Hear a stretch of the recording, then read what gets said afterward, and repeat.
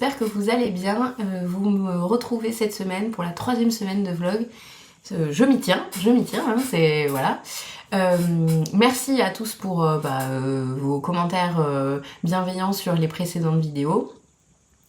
Je me présente déjà, je suis Amélie de Amélie Création. Vous pouvez me retrouver sur Instagram sous le même nom, bien que je sois pas très active sur Insta. Généralement je poste que les choses que j'ai terminées. Voilà. Le principe de mon format, c'est que j'essaye de venir un peu régulièrement dans la semaine, alors pas forcément tous les jours parce que mon rythme quotidien ne me le permet pas forcément, mais assez régulièrement. En début de semaine, je fixe des objectifs et en fin de semaine, on fait le point pour voir si j'ai réalisé mes objectifs. Aucune pression, parce que là, ça fait déjà 2 semaines que j'ai pas réalisé les choses que j'avais prévues, mais je trouve que c'est quand même assez intéressant de vous le partager, parce qu'on n'est pas... pour vous montrer que voilà, c'est pas grave de ne pas faire ce qu'on avait prévu, il n'y a aucun complexe là-dessus. Donc, l'intro de cette vidéo se fait le lundi 22 septembre. J'ai prévu donc de clôturer cette vidéo le 28 septembre, c'est-à-dire dimanche. Et mon plan pour cette semaine se compose de 4 objectifs couture, 2 objectifs tricot, que je vous détaille tout de suite. Ah, je me suis fait mal aux os. Alors, en couture, je voudrais découper ma veste Julia. Donc la semaine dernière, j'ai recopié le patron et là, cette semaine, j'aimerais découper les pièces dans le tissu principal et la doublure. La difficulté étant que je ne suis pas certaine d'avoir de la doublure dans mon stock en quantité suffisante pour pouvoir faire le corps et les manches dans la même matière. Je vais privilégier de la doublure un peu satinée pour les manches pour faciliter le passage des manches, parce que généralement les vestes on les porte plutôt l'hiver avec un petit pull et tout, donc pour éviter que ça accroche. Et puis s'il le faut, j'irai prendre dans une viscose ou un coton fin pour le reste du corps. J'aimerais avancer la banane qui m'a été demandée par ma belle-maman. Donc j'ai acheté la semaine dernière la mercerie pour pouvoir avancer dessus. Donc je vous montre ça. J'ai acheté de la fermeture au mètre, voilà, avec des curseurs. J'ai acheté de la sangle beige et doré, avec un beige et dans un 2 tons de beige avec un léger un léger liseré doré, voilà, vous le voyez mieux. J'ai acheté également, il me semble du coup, pardon pour le bruit,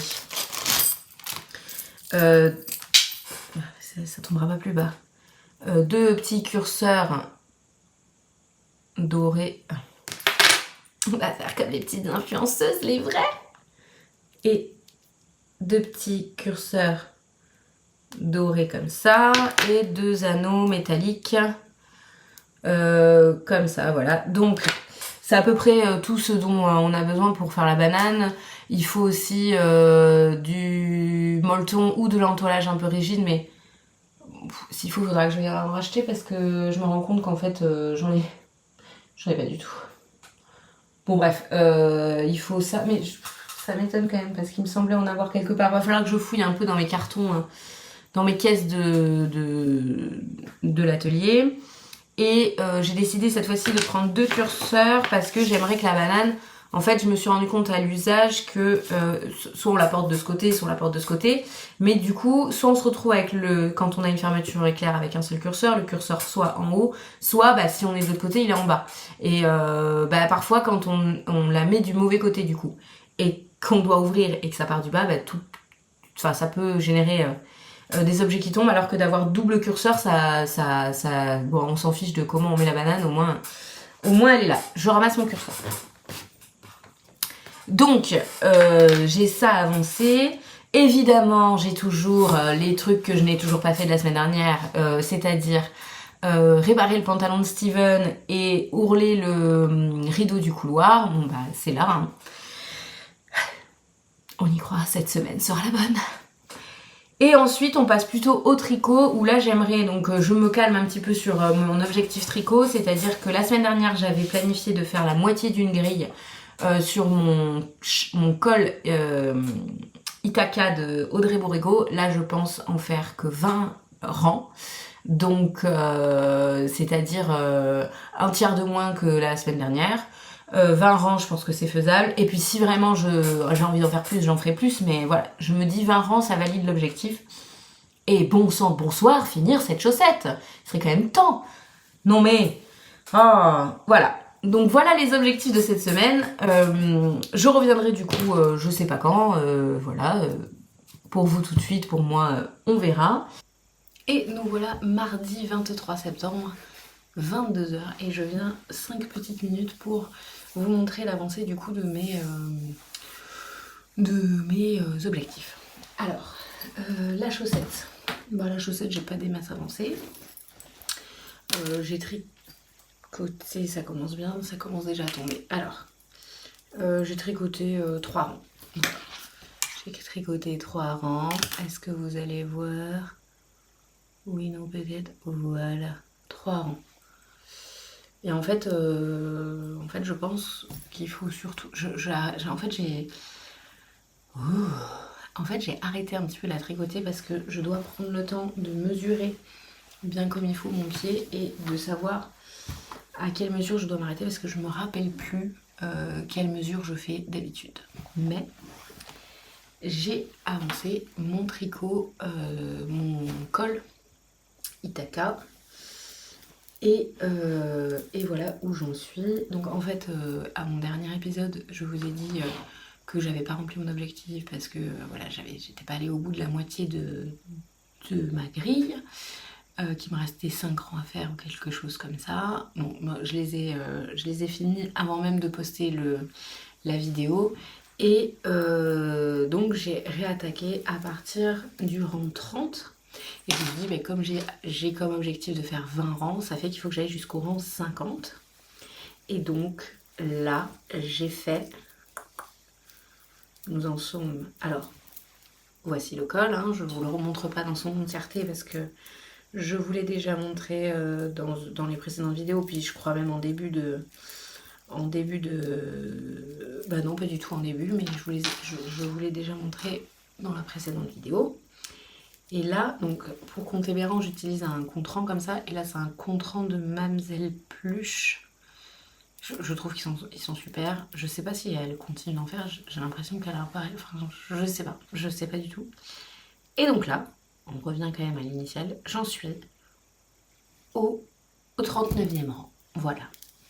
Donc j'ai peiné à faire 25 rangs la semaine dernière. Et là, je viens tranquillement de claquer une dizaine de rangs en une soirée. Tout va bien. Voilà. Donc j'ai passé la lyre que je touche. Et j'ai attaqué le coquillage juste là. Donc voilà pour les objectifs. On tient le bon bout là, j'ai l'impression. Demain, on est mercredi. J'ai des trucs à faire avec les enfants.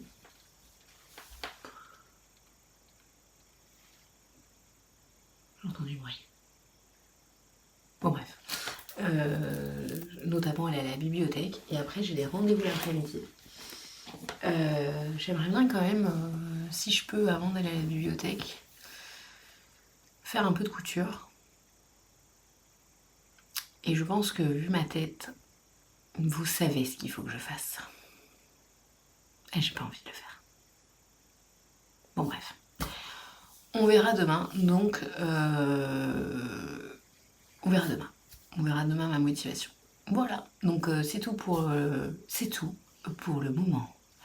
C'est tout pour l'instant, mais j'espère quand même revenir assez vite, vous montrer un peu d'avancée. Je vais pas du tout avancer sur la veste, j'ai envie de dire Julia, j'ai envie de le dire comme ça, Julia.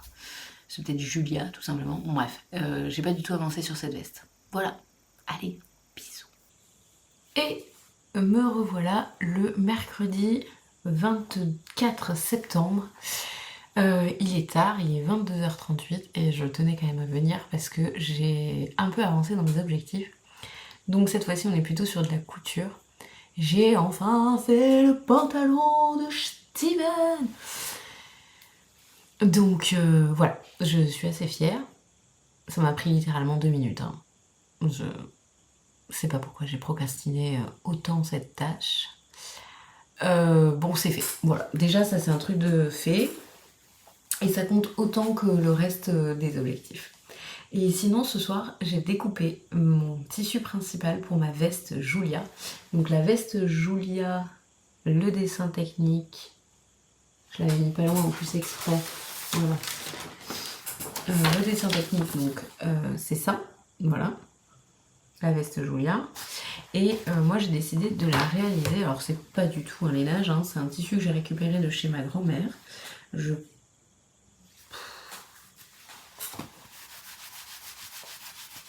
pense pas qu'il y ait du lainage dedans. Il n'y a pas trop de polyester, je sais pas. Donc voilà le tissu. Voilà, donc c'est un carreau, un tissu à carreaux. Il est en fait bordeaux, vert et c'est soit un vert très foncé, soit un gris. En tout cas, c'est très foncé. Je passe. Alors là, c'est des chutes hein, que je vous montre, que j'ai gardé pour faire mes tests. Donc voilà le tissu. Et en fait, en gros, voilà, quand je le porterai, je pense que ça ira pas trop mal avec un jean ou même un pantalon noir. Voilà. Et donc, j'ai coupé mes pièces. Elles sont dans une pièce. Donc, moi, quand je fais de la couture, généralement, je coupe mes pièces et je stocke mes pièces dans une caisse comme ça. Et au moins, je récupère au fur et à mesure. Ça m'évite d'en avoir un peu d'éparpillé partout. Bon, celle-ci, elle est particulièrement grande hein, de caisse, mais ça marche quand même. Et donc, vous voyez, hop, je vais vous montrer une pièce. Donc ça, c'est une pièce d'eau. Alors, la difficulté c'est très beau, hein, les tissus à carreaux. Les tissus à carreaux, c'est très beau. En plus, c'est un peu intemporel. Alors, dès l'instant où on prend des coloris assez neutres, ça reste assez intemporel. La grosse difficulté, c'est quand même que c'est encore plus beau quand il y a des raccords. Alors, je sais qu'il y en a beaucoup qui sont team non raccord à l'arrache, ça tombe comme ça tombe. Moi, j'aime bien quand même. Hein. J'aime bien quand c'est raccord, quoi. Sauf que c'est assez compliqué à mettre en place, surtout sur des carreaux. Parce que ça veut dire qu'il faut faire attention aux lignes verticales et horizontales. J'ai fait attention. On verra ce que ça donnera lorsque je ferai la couture. Ah mais j'ai complètement oublié de vous dire ce que je porte. Et aujourd'hui, je peux faire ce que je porte aujourd'hui. Donc je porte, je me lève, je vais faire du bruit, désolé. Je porte le Belza cardigan de Atelier Émilie. Donc c'est un gilet qui est très très loose. Voilà, avec la grosse particularité d'avoir des manches montées. Voilà, il est à 4 boutons. Vous verrez pas en entier. Et je ne peux pas me reculer parce que ma chaise est embutée. Donc voilà, si c'est bon. Il est à 4 boutons. Voilà, moi je l'ai réalisé dans un mélange de fingering et mohair. Donc toujours cette chaise agréable. Il faut absolument que je fasse quelque chose. Dans de la Flora de chez Drop et dans un mohair de chez Knitting for Olive. Alors en fait c'est un pull qui m'est pas revenu très cher parce que le mohair Knitting for Olive. Ah non, c'est un mohair Sangness Yarn. Enfin bon, Knitting for Olive ou For Olive ou Sangness Yarn. C'est pas un modèle qui m'est revenu très cher parce que j'avais fait une commande chez l'un ou l'autre du coup pour un pull et j'avais demandé des coloris bien spécifiques et en arrivant il s'était complètement trompé dans le coloris du mohair justement qui était beaucoup trop foncé et donc bon j'ai écrit au service après-vente en disant qu'il s'était trompé sur le coloris du mohair et elle m'a répondu que je pouvais garder ce mohair et qu'elle m'en renvoyait. Donc, et je crois que c'était une commande que j'avais fait chez Lily comme tout. Ça remonte tellement que voilà. Bref, j'ai trouvé ça très sympa de sa part qu'elle me permette de garder la laine. Elle aurait très bien pu me dire, bah, je vous crée un bon de renvoi pour que vous me renvoyiez les pelotes en trop. Et donc là, j'ai eu de cadeau, c'était un truc comme 7 pelotes ou 5 pelotes de mohair. Bref, donc que j'ai utilisé dans ce magnifique cardigan. Et en fait, d'avoir mélangé de la Flora qui est marron à ce mohair qui est blanc, ça lui donne un chiné que personnellement j'aime beaucoup dans ce gilet. Et pour les boutons, ce sont des boutons que j'avais très certainement dans mon stock, quelque chose qui est un peu nacré comme ça, voilà. Donc voilà, donc j'ai découpé le tissu principal de ma veste. On revient quand même, hein, tu vois, et je suis très contente parce que j'ai eu peur à un moment donné que justement en voulant faire les raccords, ça ne passe pas. Alors je n'ai pas fait... J'ai pas fait les raccords. Alors j'ai pu faire les raccords sur le tour du corps, je pense. J'ai pu faire les raccords sur le rabat de poche, sur la pièce de devant avec cette espèce de basque qui est cousue. Ah, pardon!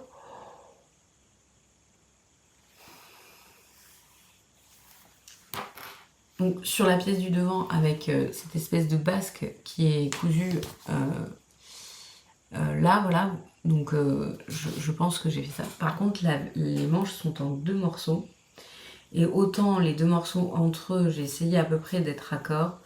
Autant je pense qu'une fois la manche montée sur la veste, j'ai pas... je manquais clairement de tissu pour pouvoir vraiment faire des raccords en ce sens. Donc j'ai même pas cherché à être au plus près et que le décalage fasse drôle, quoi. Je pense que ce sera complètement décalé et comme ça au moins il n'y a pas de débat, quoi. Il me reste à donc couper de l'entoilage. Il faut que je regarde si j'en ai et surtout si j'ai le bon grammage. Je regarde autour de moi parce que je sais plus trop où je l'ai rangé l'entoilage, donc bon. Et la doublure. Et pour la doublure, je vais partir, j'avais dans mon stock. Donc il faut savoir que je suis quand même une collectionneuse de tissus, j'en ai pas mal, j'en ai vraiment beaucoup. Ceci dit, on n'en a jamais assez. Parce que vous voyez, j'ai des projets en tête et j'ai pas forcément les tissus. Parce qu'en fait, j'ai beaucoup de tissus à motifs ou texturés, ou voilà. Et parce que je suis attirée par ça en priorité. Mais en vrai, dans une garde-robe, on porte quand même beaucoup de l'uni, quoi. C'est comme avec les laines, on voudrait acheter des laines à speckle et tout, et en vrai, on porte rarement du bariolé de la tête aux pieds, quoi. Donc il faut un petit peu un liant pour tout ça. Bref, donc je suis une collectionneuse de tissus. Je regardais mes tissus parce que j'en ai plein et que je voulais voir si j'avais pas rangé mon entoilage là-dedans. A priori, non. Voilà. Et pour en revenir à mon tissu, c'est un tissu que j'ai récupéré de chez ma grand-mère. Moi, je couds depuis que j'ai peut-être 14 ans. Alors, bien évidemment, adolescente, je faisais un peu de bricolage et puis j'ai appris à coudre, on va dire, à 14 ans avec ma grand-mère paternelle qui m'a transmis tout son savoir et après, voilà, ça a été un lien un petit peu entre nous, la couture. Et il y a quelques temps, j'ai récupéré ce qui composait son atelier, notamment en termes de mercerie, tissu, voilà, tout ça. Et il s'avère que ce soit le tissu de la veste que je vous ai montré, ou ce tissu qui est donc la doublure que j'ai choisie pour la veste, ce sont les 2 tissus qui appartenaient à ma grand-mère. Donc je trouve ça assez sympa de les associer entre eux. Alors je sais pas, je pense que... Alors je sais que ma grand-mère faisait beaucoup de couture de jupes droites, de tailleurs, tout ça. Et donc ce sont des jupes qui sont entièrement doublées. Et je pense qu'elle a acheté la doublure en quantité dingue. Quand elle rentrait dans un magasin de tissus et qu'il devait y avoir des promos sur la doublure, elle devait en acheter des quantités folles. Parce que là en fait, je pense que j'ai 9 mètres de doublure dans ce tissu. Je pense... Bon, elle avait prévu de faire quelques jupes quand même, hein. Donc, ou de se faire un tailleur complet d'ailleurs. Enfin bon, elle avait largement de quoi se faire même plusieurs jupes pour le même tailleur. Donc c'est une doublure qui est très douce, de très bonne qualité, parce que elle est satinée. Alors je sais pas si je vais réussir à vous le montrer à la caméra parce que comme il fait nuit, vous voyez, elle est elle est vraiment satinée. Donc ça va vraiment faciliter le passage des manches. Donc c'est ce qu'on attend d'une doublure, hein, au-delà de doubler le vêtement. Elle n'est pas du tout épaisse, hein. Vous pouvez voir... Est-ce que je vais y arriver sans tout déplier? Alors vous pouvez voir là, vous voyez, à la caméra, la transparence de la doublure. Elle n'est pas du tout épaisse. Après, c'est pas vraiment ce qu'on attend d'une doublure, d'une veste de tailleur qui va être portée plutôt en intérieur et qui n'a pas pour objet de tenir chaud comme un manteau, quoi. Donc voilà, elle est assez fine, mais avec le tissu, vous voyez le combo avec le tissu, si je place l'un sur l'autre, donc là c'est avec le tissu, bon, voilà, et vous voyez si je tourne comme ça pour essayer de... Mettons les manches, vous voyez les manches peut-être des fois on les retourne un peu comme ça, pour essayer de se rendre compte un peu ce que ça pourrait donner, l'association des deux. Je trouve que ce sera assez bien, quoi. Je pourrais me permettre de retourner mes manches, mes bas de manches, sans que ce soit ridicule. C'est sobre, hein. On est quand même sur quelque chose de très foncé, voilà. Ça reste très sobre.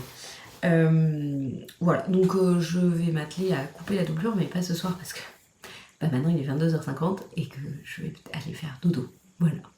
Donc je suis contente parce qu'on est mercredi et que pour l'instant, en termes de couture, j'ai quand même pas mal avancé.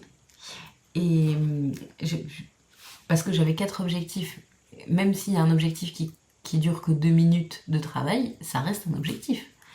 Donc j'avais 4 objectifs, j'en ai fini un et je suis vraiment pas loin. J'ai fait un peu plus de 50% du travail sur le deuxième. Et puis niveau tricot, bon, j'ai un peu avancé ma chaussette, mais j'ai pas encore regardé les mesures, donc je vais aller faire ça dans mon lit là. Et puis j'espère arriver à atteindre mes objectifs cette semaine, ce serait quand même plutôt cool. Voilà, à plus tard. Et nous sommes dimanche, il est temps pour moi de faire le bilan de cette semaine, de ce vlog créatif. Donc nous sommes dimanche 28 septembre et je vais vous rappeler tout de suite les objectifs que je m'étais fixés pour cette semaine. Donc je devais découper la veste Julia, c'est accompli partiellement puisque depuis mercredi je n'ai pas touché à cette veste, je n'ai donc pas coupé la doublure, j'ai pas vraiment eu le temps de me poser. En fait la doublure j'en ai quand même presque 9 mètres donc ça va me demander de l'organisation pour gérer tout ce tissu en trop et bon là j'ai pas pris le temps de le faire. Ensuite je devais avancer sur la banane que je dois faire à ma belle-maman. Donc j'ai avancé, pas beaucoup mais j'ai réussi à avancer. Je vous disais mercredi il me semble que, ou bien avant que j'avais été acheter des fournitures à la mercerie mais que j'avais oublié complètement d'acheter du molleton. Je pensais bien en avoir quelque part dans l'atelier et c'est le cas, donc j'en avais dans l'atelier. Donc moi pour ce genre de projet j'aime bien le molleton qui est pas trop épais, voilà. Vous voyez là... ce qui donne, c'est pas très épais. Donc généralement moi je découpe toujours mon molleton beaucoup plus grand que ma pièce et soit je viens coudre à 0,5 mm de débord histoire de fixer mon molleton à ma pièce. Mais là comme c'est du cuir, j'avais pas trop envie de faire une couture sur mon cuir qui soit pas nécessaire. Donc je l'ai fixé avec de la colle temporaire. Voilà. Donc alors ça tient. Je pense qu'il faudrait pas non plus que je joue de trop. Pour vous donner une idée du rendu en fait de l'épaisseur que ça va donner, vous voyez ça va quand même vachement, vous voyez voilà, ça va quand même apporter beaucoup de tenue à la banane. Donc c'est ce que je voulais parce que là le cuir que j'ai, je pense que c'est du cuir d'agneau, donc il est très très souple. Pour ce qui est de l'endroit où je me suis fourni, où j'ai récupéré le cuir, enfin fourni. En fait, je ne l'ai pas acheté, on me l'a donné. J'en ai une caisse complète de cuir, mais c'est des chutes. Ce ne sont que des chutes qui ont été récupérées dans un atelier de maroquinerie. Et bon, alors pour faire ce que je vais en faire, ça ira très bien. Mais là, par exemple, pour la banane, j'ai galéré parce que j'ai pas pu récupérer, j'ai pas pu couper l'entièreté de ma banane dans la même pièce. Et j'avais pas deux pièces qui étaient de coloris identiques. Donc j'ai été obligée de faire une bicolore. Voilà.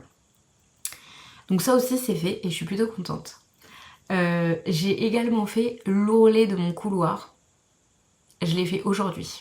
Voilà, je dois vous dire que je suis plutôt contente de l'avoir fait aujourd'hui.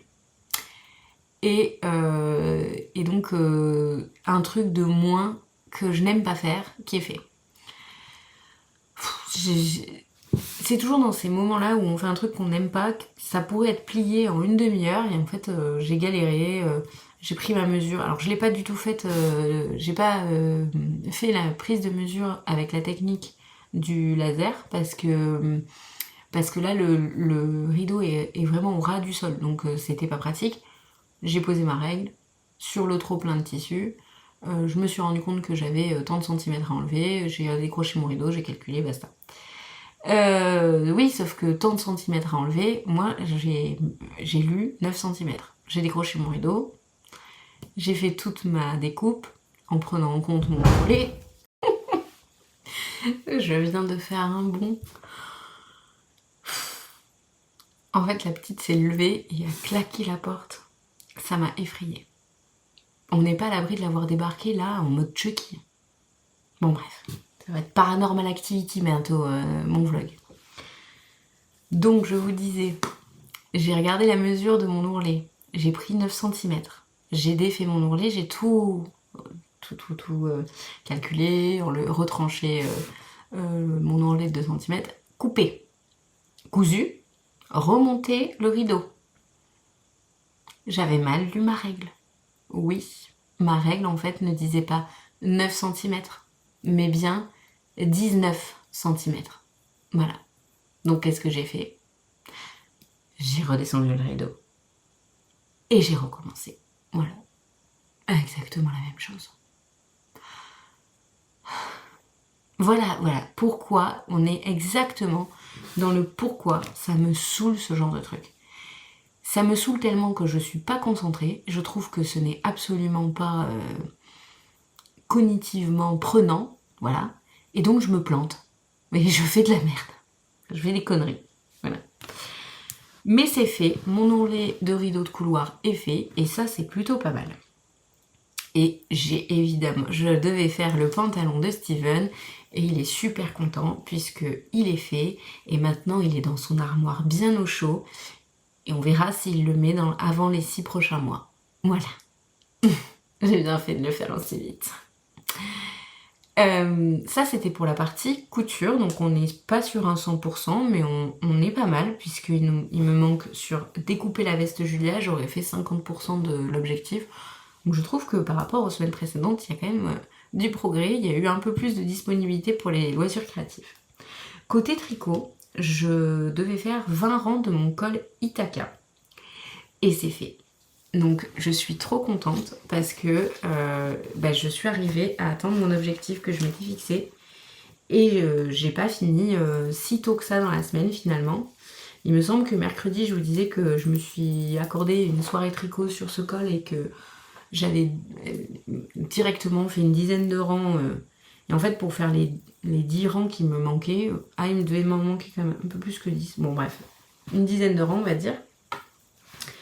Et finalement, j'ai pas trouvé le temps le reste des jours de la semaine et je les ai fait hier. Donc, voilà le rendu du col. Alors, je sais pas si... Oui, vous voyez pas mal. Du col Ithaca. Donc là, on voit que donc je suis super contente parce que depuis que j'ai commencé mes vlogs là, donc c'est la 3e semaine là, j'ai quand même fait tout ça. Donc mine de rien, à me fixer des objectifs que j'atteins ou que j'atteins pas, peu importe, mais à me fixer des objectifs que je juge atteignables, j'avance. Et ça, je trouve ça super. Enfin, en fait, il est plus à côté... non, oh là là, c'est pas simple les dimanches soirs. Bref. Donc, il est plus devant moi en tant qu'en cours qui me freine parce qu'il est complexe, en fait, c'est du jacquard, que je suis obligée d'être concentrée et tout ça. Maintenant, il est devant moi avec, entre guillemets, hein, l'étiquette, tu as que 20 rangs à faire. Et finalement, que 20 rangs à faire, je me dis, moi, je peux arriver à trouver du temps quand même pour me concentrer sur 20 rangs. Donc, et bah du coup, en fait, de 20 rangs en 20 rangs, bah, j'arrive bientôt à la fin de l'indice.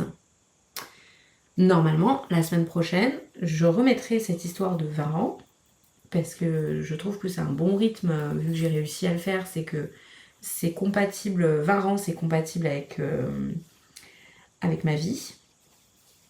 Et 20 rangs, ça m'amènera du coup à la fin de cet indice, et très certainement une bonne partie de l'inter-indice, là, le truc que je mets entre chaque indice. Donc, mine de rien, si je tiens ce rythme sur ce col, dans un mois, allez, un peu plus, parce qu'on va dire qu'il y a des fois je vais me louper, dans un mois, j'aurai fini le col. Et ça, c'est top. Et le dernier objectif tricot, c'était de finir ma chaussette. Et là, par contre, là, ça m'a demandé un effort supplémentaire. Mais je l'ai fini. Elle est là. Alors, j'ai fini la première chaussette. Je n'ai pas fini l'intégralité de la chaussette. Enfin, l'intégralité de la paire. Donc la dernière fois qu'on s'est parlé et que je vous ai montré ma chaussette, j'en étais là. Et donc, j'ai tricoté tout ça. Et en fait, tout ça, je l'ai quasiment fait ce matin. Je l'ai quasiment fait ce matin. Il y avait deux choses qui me posaient problème dans le fait d'avancer cette chaussette. Et en fait, je me rends compte que souvent, quand je n'avance pas, c'est qu'il y a un élément qui me bloque.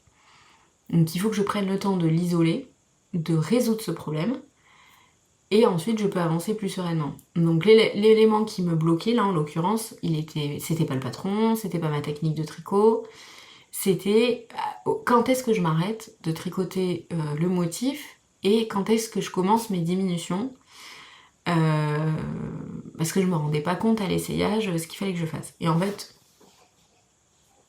en farfouillant, j'écoute en même temps parce que là, je trouve que la petite se met à tousser, donc je pense qu'on va passer une soirée sympathique. Et en fait, en farfouillant, je me suis... J'ai tout simplement pris la mesure de mon pied. Je suis donc à 23 cm de longueur de pied. J'ai décidé de faire une chaussette qui ferait 20 cm de long au total. À peu près, en me disant que de toute façon, en la bloquant, elle allait forcément s'agrandir un peu. Voilà. Et je n'aime pas quand mes chaussettes... Je trouve que quand on porte des chaussettes faites main, au fur et à mesure de la journée, avec les mouvements dans la chaussure et tout, le tissu, le tricot a tendance à se détendre. Et à la fin de la journée, on a une chaussette qui commence à partir au bout du pied et tout. Et ça, j'ai horreur de ça. Donc, je trouve que... Mais c'est vrai que sur mes précédentes chaussettes, j'étais un chouille, mais vraiment un tout petit peu trop petit, en longueur de pied. Et ça me le fait surtout sur les chaussettes que je tricote du haut vers le bas. Sur les chaussettes que je fais, généralement mes chaussettes à la vanille, je les fais en two-up, donc des orteils vers la cheville. Et celle-ci, ma recette, elle est rodée, je sais très exactement à peu près combien de rangs je dois faire avant de commencer mes augmentations pour mon talon, pour faire mon gousset, enfin bon bref. Tout ça c'est très bien rodé. En revanche, quand je fais des chaussettes en top-down, on va dire, je pense que c'est comme ça qu'on dit, en top-down, eh bien je suis un peu moins rodée sur l'affaire. Donc, il a fallu que je fasse un petit calcul et maintenant je saurai que je m'arrêterai de faire mon motif quel qu'il soit à peu près. Donc à peu près. Je suis désolée pour le bruit, j'essaie d'attraper mon réglé. Voilà, donc à peu près à 17 cm. Là, vous voyez, ma pointe a fait 3,5. Et le reste du talon à ma pointe, j'ai 17 cm. Donc j'ai 20 cm et demi de chaussettes et je trouve que c'est pas mal. Je vais vous faire la classique gymnastique d'essayage de chaussettes. Et à tout moment, je tombe et on se marre. Alors...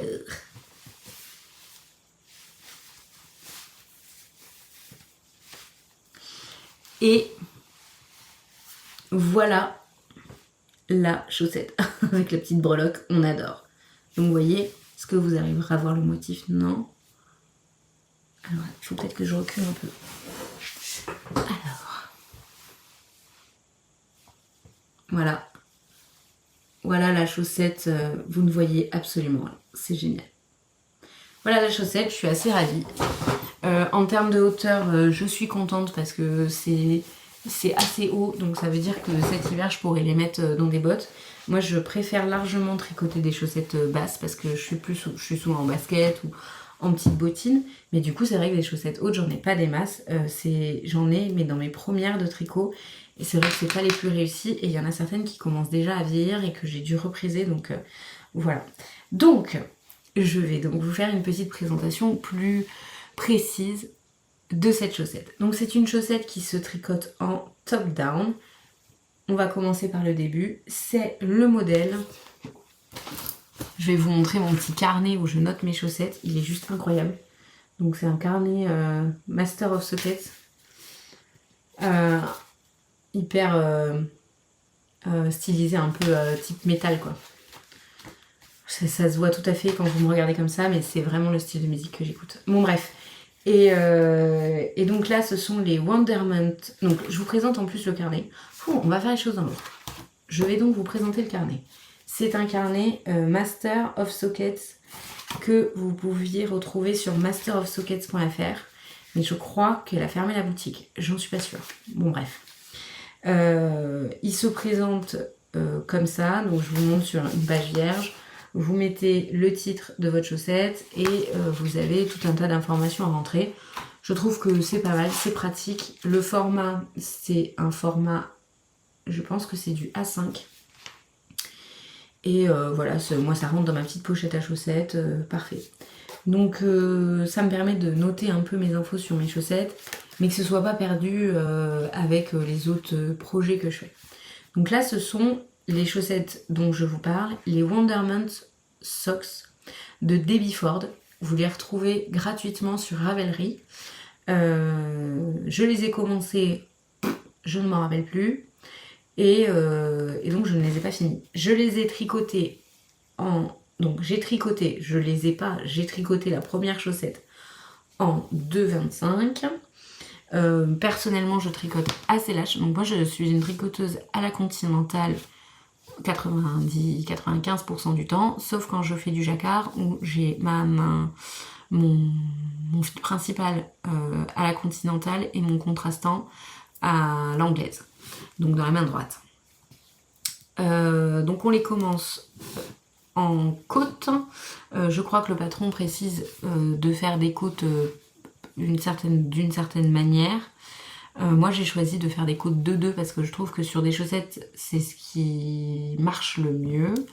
Enfin c'est ce que je préfère. Ensuite on déroule le motif, donc voilà le motif de plus près. Ça fait une sorte de nid d'abeille, voilà une sorte de nid d'abeille, pas tout à fait.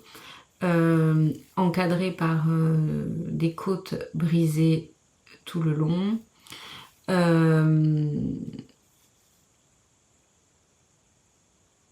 Alors c'est pas vraiment des côtes brisées, mais oui, une espèce de rang, un rang de points envers. Ouais, un rang de points envers, un rang de points droit, un rang de points envers, un rang de points droit.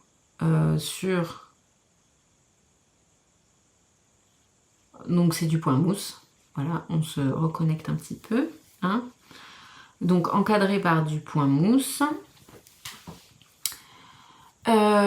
Ensuite, vous partez donc sur votre talon en rang raccourci. Mon Dieu, la dame est fatiguée. Donc votre talon renforcé, pardon. Donc le talon renforcé, on le fait en fait en aller-retour sur toute la chaussette. Il n'a pas de fioriture, hein, c'est un talon renforcé classique. Voilà. Puis ensuite, on part sur le relevage de mailles. Hop, hop, hop, tout le long. Et on fait notre petit gousset. Puis on retourne sur notre coloris principal. Oui. Je dis n'importe quoi, hein. On est d'accord que je dis n'importe quoi. Bah oui. La dame, elle dit vraiment n'importe quoi. Bon bref, donc pas du tout comme ça. Talon renforcé, on fait ça, on fait notre petit gousset, puis après on relève et on part sur la pointe. Et donc là, la pointe, on va la mettre dans le bon sens. On reprend les motifs là où on s'était arrêté pour assurer la continuité du motif. Le dessous du pied et le derrière de la jambe sont en jersey classique. Et on finit par une pointe. La pointe, en fait, je l'ai faite sans regarder le patron et j'ai fait direct mes diminutions en début de rang ou fin de rang, ce qui fait qu'on n'a pas ce joli liseré sur le côté. Voilà, ça fait tout de suite les diminutions. Bon, moi ça me dérange pas, je trouve ça joli. Donc mes pointes, je les fais toujours pareil, je diminue un rang sur deux jusqu'à ce que j'arrive à 14 mailles. Parce que moi j'aime pas trop les pointes trop pointues, j'aime bien quand elles sont assez plates. Voilà. J'en suis très contente. Je suis contente d'avoir réalisé ce patron, cette chaussette. Maintenant, il va falloir que je fasse la deuxième. Les laines utilisées, donc pour le vert forêt, c'est de la Katia Concept. Et pour le reste, c'est de la biscotte. Je n'ai plus les coloris, je crois. Je dis que des bêtises. J'ai les coloris. Biscotte.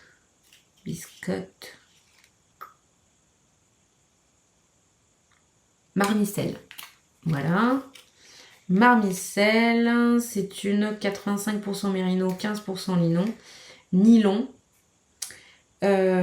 qui m'a été ramenée directement du Canada.